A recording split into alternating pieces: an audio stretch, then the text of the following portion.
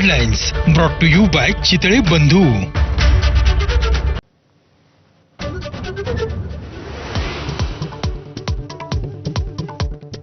पंतप्रधान नरेंद्र मोदींची इराणच्या राष्ट्रपतींशी फोनवरून चर्चा.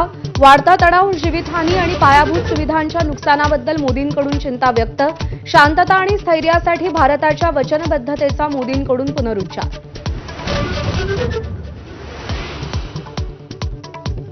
युद्धामुळे देशातील गॅस पुरवठ्यावर कोणताही परिणाम नाही, पेट्रोलियम मंत्र्यांकडून दिलासा.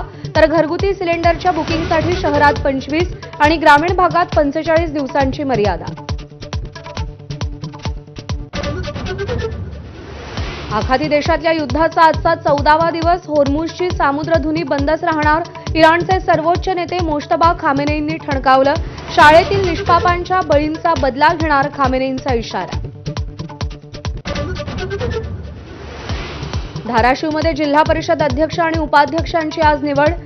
राणा जगजित सिंग यांच्या पत्नी अर्चना सिंग अध्यक्षपदाच्या दावेदार. तानाजी सावंतांना भाजपसोबत जावं लागणार.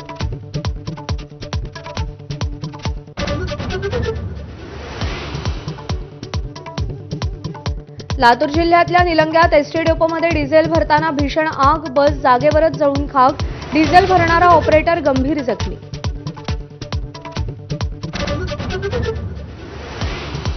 पाकिस्तानी खेळाडू अब्रार अहमदसाठी काव्या मारनच्या सनरायझर्स लीड्सनं मोजले 2.34 कोटी रुपये. द 100 स्पर्धेतील लिलावात खरेदी केलं.